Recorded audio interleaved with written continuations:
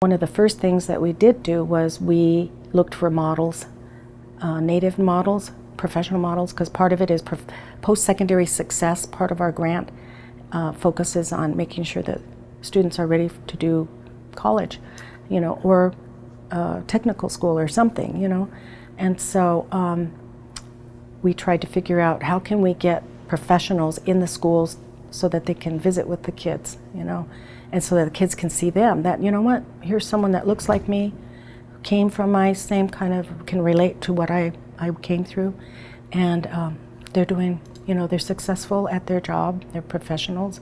So that was a key component of what we do at MRAC with Project and Primary Circle, is to do that. So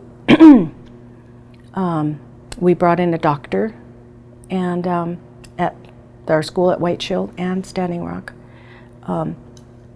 It actually was my daughter. She just finished residency and she hadn't gotten a job yet.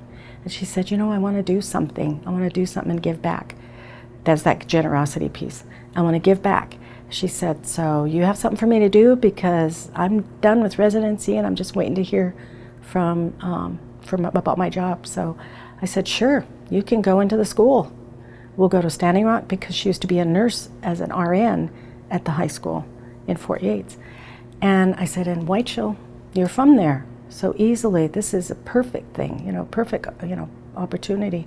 So we did that. We had her go in, and she took her stethoscopes along, and she worked with the high school kids and talked about her career path, talked about being a young mother, a single mother at 18, talked about struggling, financially, and going back to school and deciding to be a nurse, and then working at Fort Yates School.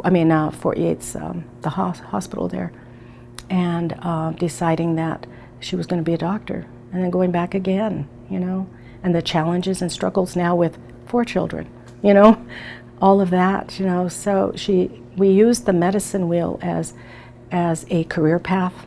We used that model as a career path, and I still have that. We're trying to develop a curriculum around it, but that's yet to come. We have a good start, but anyway.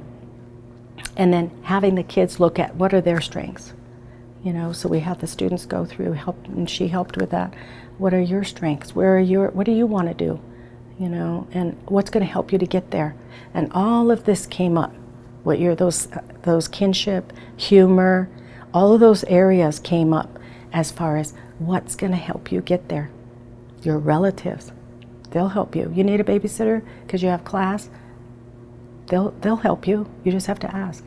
The humor, you've got to be able to laugh at yourself. You got to be able to laugh at, challenges and mistakes that you might make. We all make them. What was the first one? Oh, ceremonies. Yes, you need an anchor, spirituality, some kind. It doesn't matter what. Whatever you need that grounding, traditional, someone to talk to, a mentor, someone.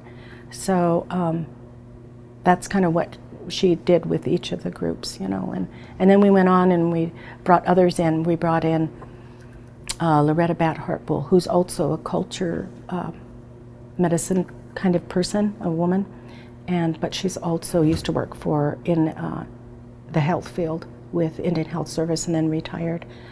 So then we started thinking about local experts and how their jobs, they walk in 2 worlds. How they might be at the tribal office as a financial person, but yet they still have all of this cultural knowledge. And so when we would bring them in, they could do both. They could talk about their success as a professional, but they also could talk about how culture and language help them, and how they still walk in those 2 worlds.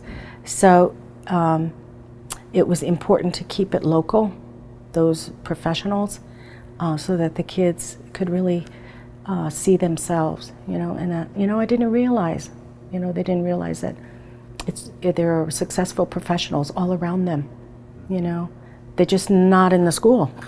They never see them in the school, So that's kind of what we did.